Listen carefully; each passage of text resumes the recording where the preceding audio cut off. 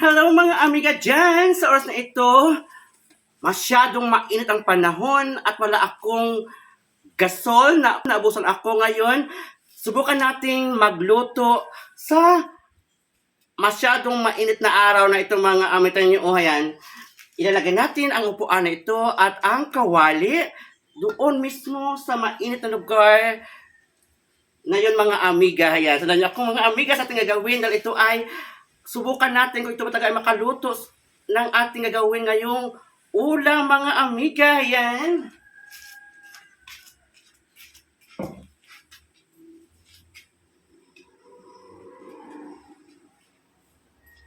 Hayaan mo natin itong bilhin ng ilang minuto dito sa sikat ng araw na ito.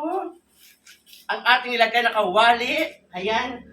At ating itong balikan ng mga 15 minutes mga amiga upang tayo dito ay magluto. Ayan. Hayaan mo natin mga amiga, sundan niyo pa ako sa aking gagawin. Tayo ngayon ay mag-eksperimento mga amiga.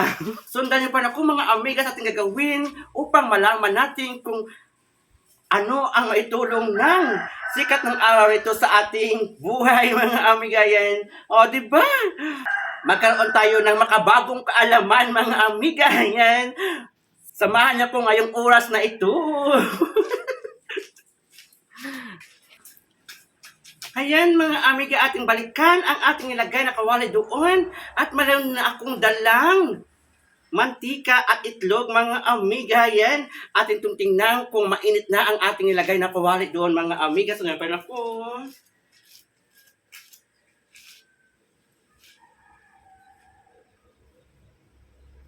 Ayan mga amiga, mainit na ang kawali. Atin naman ilagay ang mantika. Ayan, medyo bilog pa ito mga amiga dahil nga galing ito sa refrigerator. Ayan, din nyo oh.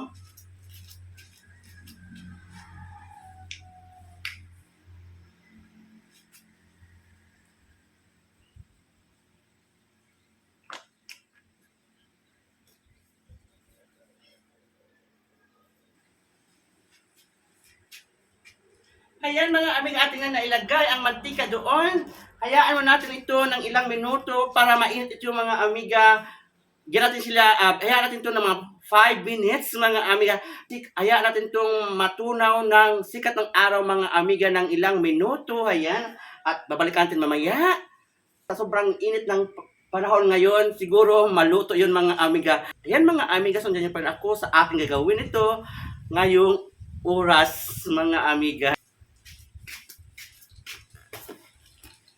Yun mga amiga, ating balikan o puntahan ang kawali na yun na kung saan at nilagyan ng mantika mga amiga. Yan tingnan nyo oh.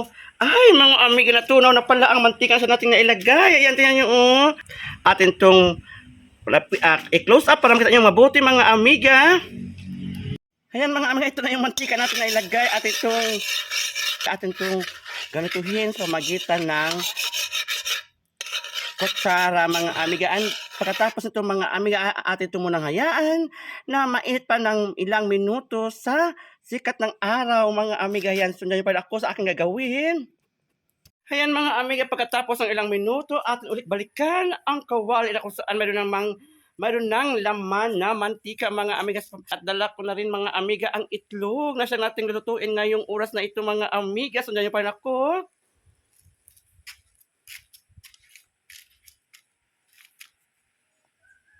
Ayan mga amiga, atin nang ilagay ang itlog na ito mga amiga.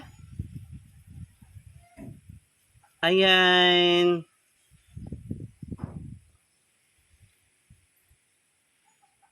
Ayan mga amiga, atin itong i-close up para makita nyo na mabuti. Ayan na mga amiga nyo oh, atin na ilagay ang itlog nito na mayroong mantika. Ayan, hayaan natin itong ng ilang minuto din kung ito ay maluto sa sikat ng araw ngayong oras na ito ng alas 12 ng tanghali mga amiga. Tingnan nyo oh. Yan. At itong balikan maya-maya kung ano ang magandang resulta nito mga amiga. Atin mo na itong haluluin ang itlog nitong mga amiga na siya natin nga ilagay sa kawali nito at hayaan natin ito kung ito ay maluto talaga mga amiga. Yan. Yan mga amiga, ating balikan ang ating ginawa na pagluluto sa kawali ito na may itlog mga amiga. Ayan. Ito ay sa pamagitan ng init ng araw. Ayan. Nakita niyo mga amiga. Tingnan natin kung ano na ang resulta sa ating nilagay na itlog sa kawali. Ayan. Ito na mga amiga, naluto siya sa init ng araw. Ayan, tingnan niyo. Oh, wow, ang galing ng ating ginawa.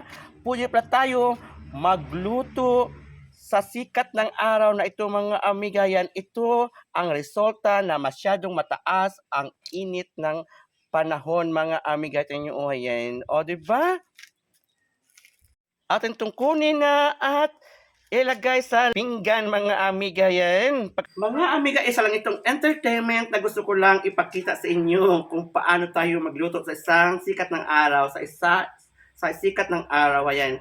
Isang itong palabas na mayroon din kayong makikita at mapanood mga amiga. Sa ngayon, ako ay laging mapasalamat sa inyo sa pagsubaybay at pagtangkilik ng aking mga videos na lagi kong ginagawa. Sa ngayon, bye-bye and love you all. Kita-kita pa rin tayo. Ayan.